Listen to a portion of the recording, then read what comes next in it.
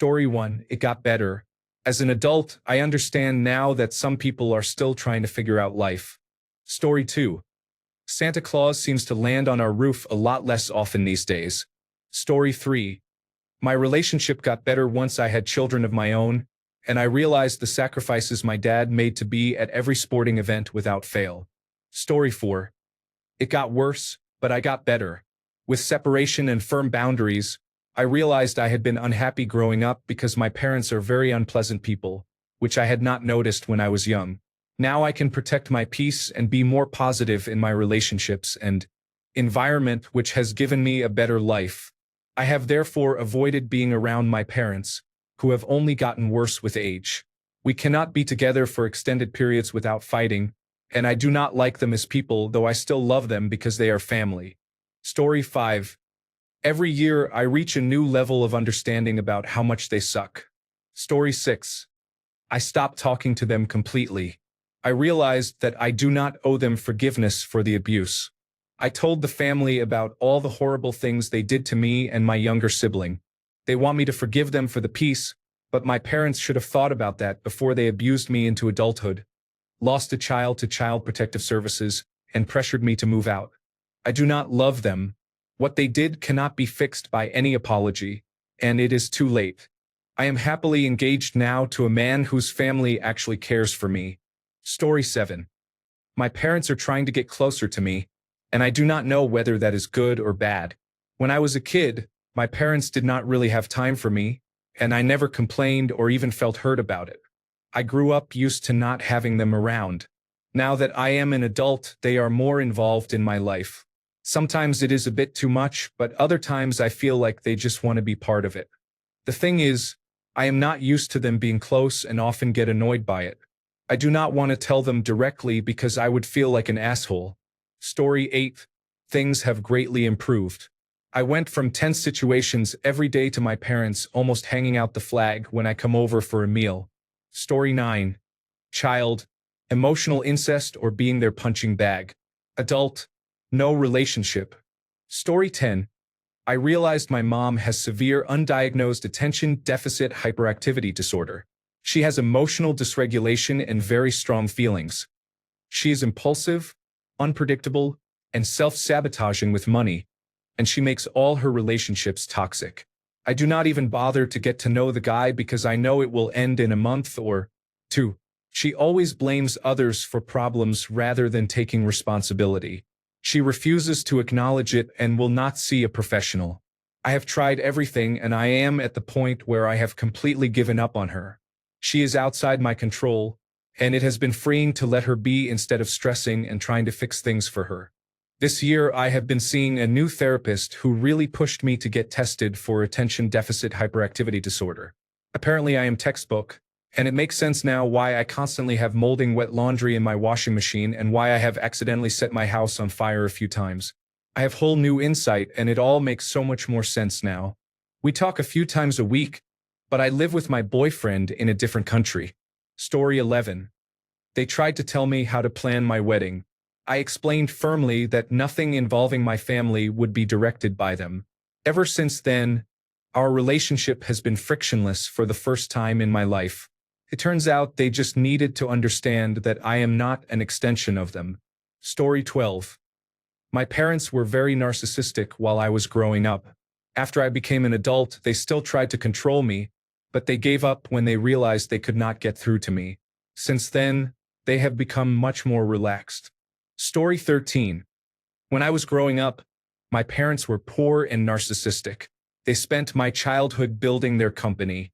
They spent every penny we had, but still bought nice things for themselves. I couldn't afford shoes until I got a job and paid for them myself.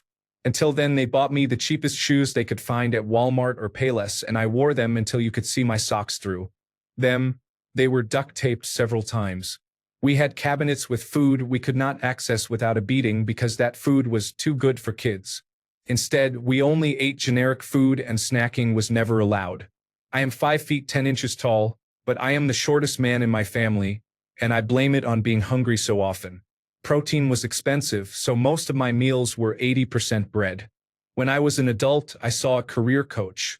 She knew my parents and told me something that changed my life. They don't think they have any problems, and anything that challenges that viewpoint is therefore wrong. Even if you showed them on paper contradictory points explaining exactly how they are wrong, they cannot accept it. Any attempt you make to change that is wasted energy. A few months later, my mother was crying because I would not have a 25th birthday party. I was traveling for work for 3 to 4 weeks during that time. She wanted to throw a party and invite all her friends. Our parties growing up mostly included her friends, and this party was really about her showing off the house I had bought. My niece was a teenager then, and my mother's arguments sounded exactly like a teenager's when denied something. If I had told my niece she couldn't throw a house party while I was out of town, she would have used the same arguments. They'll clean up. It won't be a problem. Instead, my 50-year-old mother insisted that after I landed on Saturday she would have everything set up. She cried, saying she was just trying to celebrate her only son turning 25.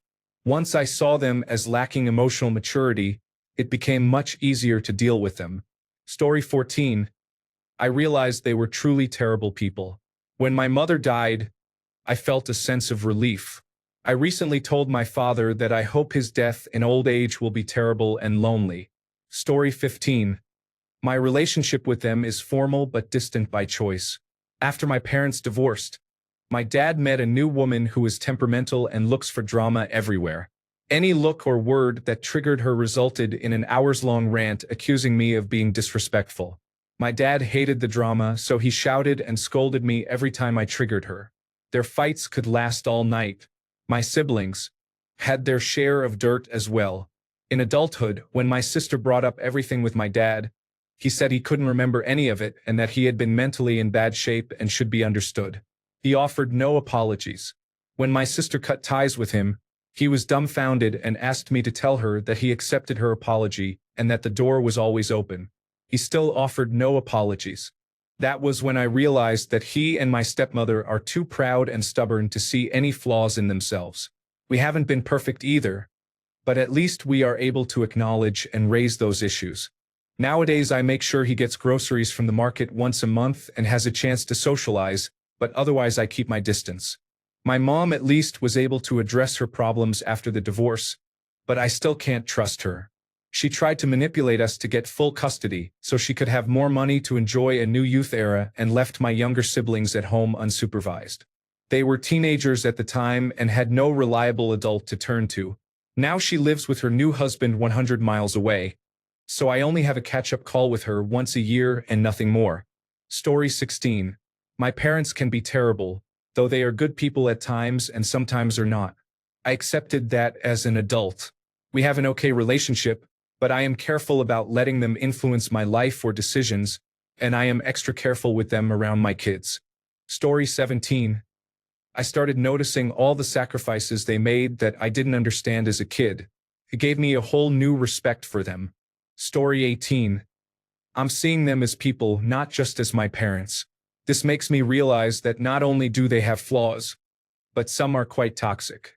I use this to become a version of myself that is far removed from a combination of the two. Story 19. After I became an adult and began living on my own, my relationship with my parents grew much calmer and warmer. Without constant minor domestic conflicts, I began to appreciate them as people, not just as parents who forbade things. We started talking more as equals about work, movies, politics, and even exchanging tips. The most interesting thing is that I finally realized they have their own fears and doubts. As a child, that had seemed impossible. Sometimes old habits resurface. My mother still tries to feed me as she did when I was 12, but now I accept it with warmth instead of turning it into an argument. Story 20. I used to see them as authoritative figures. Now they are just my parents. I have to parent them a bit now, arranging appointments, telling them not to come home too late, and so on. Story 21. I stopped talking to one parent and started working on my relationship with the other. Story 22. When I did not get yelled at for swearing, I knew I had become an adult. Story 23. It got better because I accepted that they were in their early 20s when they had me. If I am making mistakes now that I am also in my 20s, it makes sense that they also had trouble figuring things out. Story 24. I grew closer to them as I matured and realized what they did for our family. Story 25. They stopped hitting me when I went into what we now recognize as an autistic meltdown. They intensified the emotional abuse to compensate. Story 26. I noticed their flaws. I forgave them. I felt less angry. Story 27. My relationship with my mother deteriorated as she backslid into alcohol addiction. I was disillusioned to realize she was willing to throw away a decade of self-improvement to try to regain custody of my sister and me. I was hardened by her words of disappointment when I finally moved out after realizing I was the only one in the household with a job, and they did not see how close I was to self-destructing if I did not leave. She lost everything and moved out of state to live with family. About 2 years later, she was in a car wreck and died a few months after from a brain bleed that would not heal after years of liver damage. I was numb for a long time. I had seen her in the hospital and reassured her I still loved her, and I spoke to her several times after she was released when she seemed to be on the mend. That was over a decade and a half ago, and now I am bitter she could not keep it together to live long enough to see me marry my wife, to dote on her, to enjoy girls' nights, and to spoil my stepsons rotten like I know she would have. She would have been over the moon to be a grandmother. My relationship with my father has mellowed dramatically. I despised him for a long time when I was young. Looking back, I see he was doing his best to keep 2 kids safe while we kept saying we wanted to return to our mother. His best included some good choices and some bad ones, and the bad ones stuck with me for a long time. Once I grew up, both literally and figuratively, I cooled on my rage and reflected on myself. We made up and have grown closer. Over time, we talk periodically and have lunch or dinner every few weeks. I ask his advice on cooking or finances. He asks mine on cigars. He helps us whenever he can when we are in a bind. After all the progress and help he has given me, I still feel the need to keep him at arm's length sometimes. It is mostly in my head with no real basis for concern, but some things stick with you forever, and my past experiences have forced me never to forget a slight. Story 28. I started appreciating them more. I realized they really did know what they were talking about sometimes. Story 29. Honestly, I love the freedom they gave me, but sometimes they treat me like a money-grinding machine, expecting me to produce income at any time. Story 30. With age comes wisdom, and you become wiser about what your parents were really like when you were a child. I realized that my parents were children raising children. I do not resent them, but I have a clear sense of how not to raise my own children. My relationship with my mother has become distant, and I have grown closer to my father, which is the opposite of when I was a child. I am now 40 and have 2 children of my own. Story 31. I reconnected with my mother after she had been reaching out for more than 20 years. My parents divorced when I was 10. During that time, my mother had little contact, and my father weaponized, that is, manipulated my brothers and me against her. It was easy for him to make her look like the culprit because she had introduced a new partner. I realized that my father is likely a narcissist, and I ceased communication with him. I sent him written notes explaining how I felt and what I would need from him to have a respectful relationship. He replied with insults and further manipulative attempts. Story 32. My relationship with my family is difficult. When I was younger, my friends loved me and treated me like I was a little rich girl. I remember being very happy. As I grew up, my mother began to scold me and treated me harshly. She says I am an adult and should do everything by myself, but I am only 10 and cannot do everything, such as fixing my hair. At my school, I am not allowed to wear a ponytail. I tried to tell my mother, but she yells at me every time I make a ponytail, so I asked my teacher to help with my hair. Story 33. My feelings changed from fear to disgust. They were no longer able to hurt me, physically or emotionally, and they had not developed any tools to facilitate engagement. Hitting and screaming are ineffective at a distance. Story 34. It went from, "Why won't you clean your room?" to, "Why won't you pay your own bills?" Story 35. Todo fue mucho mejor. Creo que el hecho de que me extrañaran funcionó. Además, sentí más cariño y apoyo. Story 36. I have become more conscious. Whereas love and care were a given in childhood, I now make an effort to maintain a connection. Story 37. I realized we had always been honky-tonk, working-class desert rats drifting around the Southwest, and I wanted much more. Story 38. After my children became teenagers, they did to me everything I had done to them. I had put them through hell. I called them and apologized. Story 39. This is not really parent-related, but it is strange. Ever since I moved into my own place, the cleaning fairies seem to have stopped coming around. Has anyone else noticed that? Story 40. I forgave them. Peace triumphed over what a child fought for all those years. No more blame or drama. I am who I am. They are who they are. They did their best even though it sucked. Story 41. As children, we think adults can solve everything and have answers to every question. As adults, we understand the efforts they made to make things go well, even if it was not always that way. Story 42. Arguments got shorter. We figured out it's cheaper to compromise than to replace another coffee table. Story 43. It actually got better after I was able to get my own space. It made the time I spent with them more valuable. Story 44. I stopped chasing the affection my mother has been unable or unwilling to give me since childhood. I also stopped arguing with my dad about his politics. Story 45. After I escaped my childhood, when I jumped on my bike and rode 80 miles south the moment the last day of school ended, I worked on my mental health and spent a couple of years getting into the college of my choice. A few years of therapy and self-reflection later, I revisited my relationship with my father. We had some very difficult discussions that should have happened while I was growing up in his home, but I did not have the strength of character to have them then. I felt we reached a healthy and respectful understanding, but he remained distant until his death a few years ago. I am almost 60 now. I wish I had a stronger relationship with him, but I am not heartbroken. At that point, it was his turn to show me the strength of his character, and he chose not to.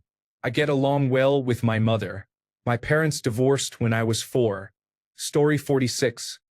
I think as teenagers most of us rebel mentally, at least toward our parents. I certainly felt embarrassed sometimes.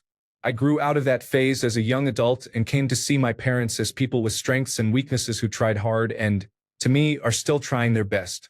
I am grateful that I can still relate to them in my middle age and that they are around to give love and support. Story 47. My view on having children changed a lot. I believe you should have a clear idea of the meaning of life before you bring someone into existence. Once you have children, your own life is largely forfeited. You have created that life, and it is your duty to make sure it is worth living. My mother had a clear idea of how life should be, and she worked very hard to set me up with a good future.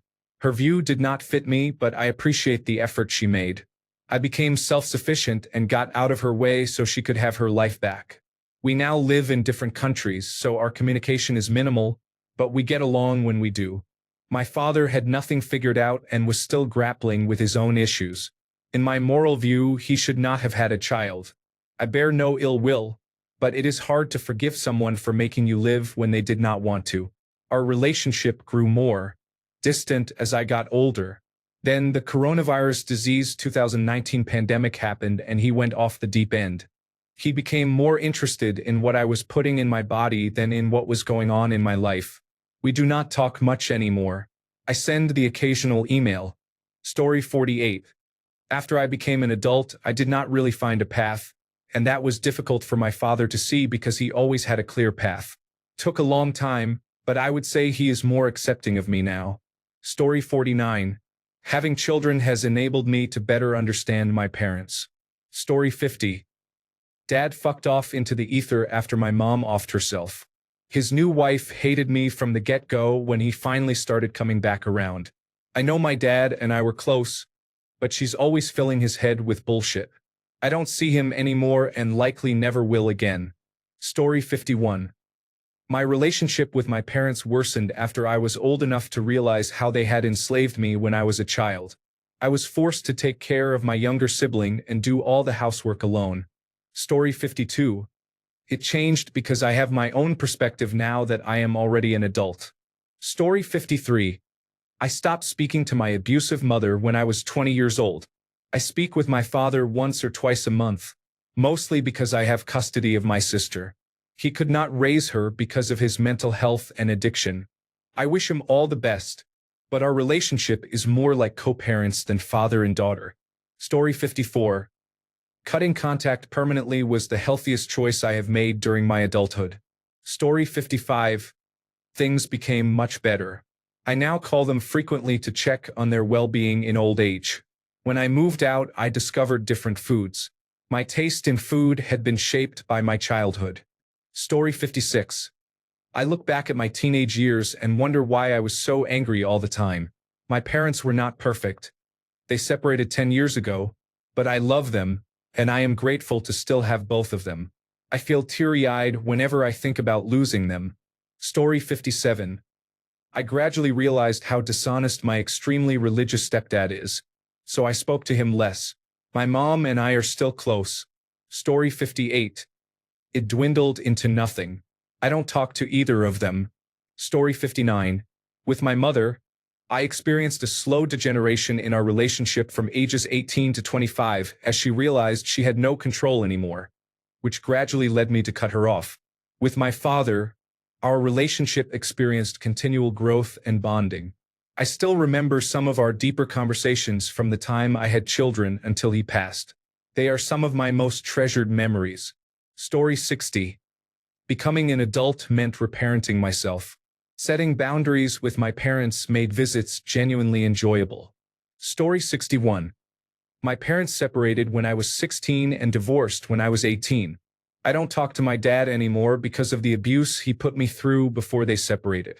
I've seen him a handful of times since, but I haven't spoken to him, even when he tries to talk to me. I still live with my mom. It works well. We have found a balance between being roommates and parent and child. It's more like renting an apartment. The only time it's an issue is if I want to go somewhere or stay somewhere and can't take my dog. She can't watch my dog like she used to, as they are both getting older. My brother, who lives at one of my dad's properties, doesn't accept that he is not the man of the house, or that I am an adult with my own needs and energy. He can't boss me around. We don't have a relationship. Story 62. I realized that I did not need to maintain a relationship with them just because they were family. They were neglectful and abusive. Story 63. I stopped caring what they think about how I live my life and started to understand how dysfunctional our family truly was. I have no hard feelings. I know they did their best with what they had and admit to some of the big avoidable mistakes, but I don't think their judgment has really changed. While I love them and enjoy holidays and special occasions with them, I keep them at arm's length. I stopped feeling guilty for not trying to be close with them. You can love your family and still work to minimize toxic dynamics and avoid conflict. I forgive them for the past, but I will not tolerate that behavior in the future, especially now that I have seen functional, happy families and understand what support and love are supposed to look like. Story 64. I was able to make an impact by responding to my mother's poor behavior. Story 65. I lost respect for them once I realized how indoctrinated they were by the federal government system for which they worked. Especially with the National Security Agency lying to the American public, they still believe no laws were broken, despite the agency head admitting that in court. Story 66. I relied much more than I did when I was a child, which was already quite a lot. Story 67. It got better as an adult. I stopped doing what I did when I was a kid. Maturity. Story 68. I now work with my dad under the same group, but not for him, and it is great. We do fly in fly out work, so some days we fly in together and have dinner more often than when I was a kid. When I was younger, we fought a lot. I understand that it was because he wanted the best for me. He had nothing and did everything he could to provide for me. Story 69. I am moving out and they are asking why, but they do not know I am cutting contact. Story 70. If by adult you mean 20 years old or older with a career and marriage, I did not really change at all. Raising a son through the teenage years was very strained. There is something about being a parent that makes you reflect on your own upbringing. That was when I truly realized how horrible my parents were. Story 71. I am much closer to them now. They were strict when I was a child, but as I grew older, I realized it came from a place of love. They were caring and generous parents. I always loved them, but I did not fully appreciate everything they did for me until I grew up. Unfortunately, not every child is so lucky. I make sure to visit my parents at least once a week and have done so for more than 15 years. Story 72. I could stand up for myself, especially after I moved out. I did not have to worry about their punishments. It felt good to tell them that treating me with no respect and as if I am terrible because I moved out is wrong and uncalled for. I do not deserve to be treated that way, and they wonder why I do not visit unless I am giving them insurance money. Story 73. My father stopped hitting me. He was extremely violent when I was younger and continued to hit me until I was in my 20s. The last time he hit me, I told him he had crossed the line, turned around, and walked away. He apologized later, and over time we developed a better relationship. He even apologized for the abuse he inflicted on me when I was a child. He grew as a person, and to my surprise we became friends. I miss him. He is still alive as far as I know, but I have social anxiety disorder and a 30-year gulf of no contact that I do not know how to bridge. My mother stopped talking to me. Took me a long time to understand, but eventually I realized she did not want me. I was the mistake that ruined her life. Why she dropped out of school, why she married an abusive man, and why she was unhappy with the life she lived. So when the opportunity to remove me from that life presented itself, she took it. She was not a bad mother. She was never deliberately neglectful or knowingly harmful to me beyond the occasional punishment, which I usually deserved. But she was conflicted. She was supposed to love me, but she resented me, and in the end she decided it would be better if I were not around. She never grew as a person, and I stopped thinking about her a long, long time ago. Story 74. I realized how toxic they were and that what I thought was normal was, in fact, abnormal as fuck. Story 75. When I became an adult, the whole dynamic shifted. I stopped seeing them just as parents and started seeing them as people. That alone made a huge difference in how we talk and understand each other. Story 76. I will be honest, it is broken. From being hit for doing dumb things to thinking I know better, it has been a lonely path. The effort I know I have to put in to repair it makes me not want to do it, and I find myself waiting for someone else to build the bridge, but it is very unlikely that will happen. Story 77. They keep trying to guess what I am attracted to, sometimes making things up. I do not date, so I guess they are concerned, but it is really uncomfortable for me. Story 78. Not at all how I expected. I had a great relationship with my parents growing up and always looked forward to what that would be like as I became an adult. Because I have siblings, I looked forward to the dynamic changing as we all became adults. There were a couple of years that felt really good, like a groove of adulthood. I cannot sum it up simply. I would have to give examples of things we did. My mom had health issues about 7 years ago. We thought she recovered pretty well, but then she regressed to a worse state than before. She has almost no physical strength, and mentally she has good and bad days. I used to talk to my mom almost every day. Now it is hard to have a conversation at all. Phone calls and video chats usually involve her frustration with everything, and text messages are typically one-word responses. In the last 10 years, my dad had serious problems with his brother, then lost his father, then struggled with my mom's illness, and then lost his mother a few years later. It is a lot. I do not deny that. But he has been unable to deal with any of it in a healthy way, so he dissociates. He is either working or hanging out with friends, and typically not sober. I can rarely reach him, and when he calls it will be a 3-hour conversation at the end of the night after he has been drinking. Everything feels very transactional with him now, which was never the case before. Neither of my parents will do what they need to do for themselves or for each other. The saying, "You can lead a horse to water, but you cannot make it drink," perfectly sums it up. It has been strange to lose my grandparents and then mourn the loss of my parents even though they are still alive. Story 79. My relationship did not change, but I stopped buying into my mom's gluten-free, sugar-free, natural nonsense. Story 80. I have a new, profound respect and appreciation for what they did for me and my siblings at such a young age and for their sacrifices. They never told us and still have not, but I can see how much they must have endured to keep us completely unaware. Story 81. I was very afraid of their reactions when we argued or even when we talked, but now the situation is reversed. Story 82. My relationship with my parents has grown steadily more distant as I gained life experience and realized I do not like them and that they did not do a good job raising me. Story 83. I gave her multiple chances to apologize for the way she treated me, but each time she asked what she should apologize for. It has been very quiet without my mother. Story 84. It shifted a lot once I reached adulthood. When I was younger, everything felt more like a parent-child dynamic. There were rules, lectures, and the classic because I said so. When I got older, the relationship began to feel more equal. Instead of simply telling me what to do, they started asking my opinion, and we began swapping advice like friends. My respect for them never changed. Story 85. I was close to my mother while growing up and fought a lot with my father. Now I am closer to my father and disagree more with my mother. It came down to my father realizing he did not have to fight all the time and maturing, while my mother became upset because I changed as I got older. Story 86. It got worse.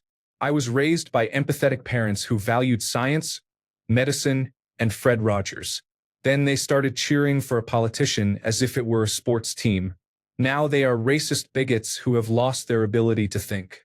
They did not become the kind of people Mr. Rogers believed they could be. Story 87. We sadly do not talk anymore. They did not approve of my being a nurse. Story 88. Much worse. They dove headfirst into Make America Great Again, and I cannot stand them anymore. Story 89. I am aware of and can feel the meaning and emotions in each of their actions. I also take the initiative to connect with them, showing that real love is expressed through both actions and words. Story 90. They stopped performing oral sex on me. They said it was inappropriate. Thanks a bunch for sticking around till the end of the video. Remember to subscribe, and until next time, stay awesome and goodbye.